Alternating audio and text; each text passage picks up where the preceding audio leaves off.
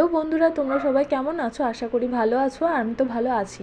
তো ভাবলাম তোমাদের সাথে একটা নতুন ভিডিও শেয়ার করি। সেটা হচ্ছে নিরামিষ দিনে যে আমরা ঘুগনি খাই, সেটাই তোমাদের সাথে শেয়ার করব। তো যাই হোক, আশেপাশে অনেক আওয়াজ হচ্ছে, সেটা তোমরা অ্যাভয়েড করো প্লিজ। তো প্রথমেই ঘুগনিটাকে আমরা সেদ্ধ করে নিয়েছি। তারপরে একটা ভাজা মশলা আমরা তৈরি করেছি, তার মধ্যে যা যা দিয়েছি তোমরা দেখে নিও। তো সেটা ভেজে নিয়ে মিক্সিতে হালকা মতন গুঁড়ো করে নিবে, তো হয়ে যাবে। তারপরে আদা আর কাঁচা লঙ্কা পেস্ট করে নিলেই হয়ে যাবে।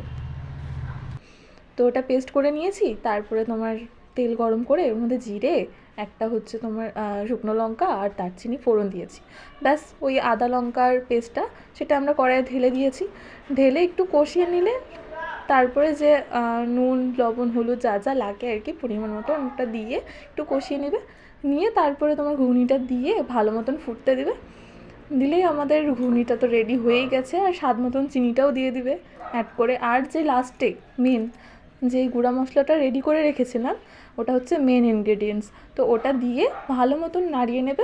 নিয়ে একটু বাড়িতে যদি ধনেপাতা থাকে তো ছড়িয়ে দেবে, তাহলে ফ্লেভারটা ভালো আসে। তো ব্যাস, আমাদের হয়ে গেল ঘুগনি রেডি। তোমাদের কেমন লাগলো জানিও, আর অবশ্যই চ্যানেলটাকে সাবস্ক্রাইব করে রেখো।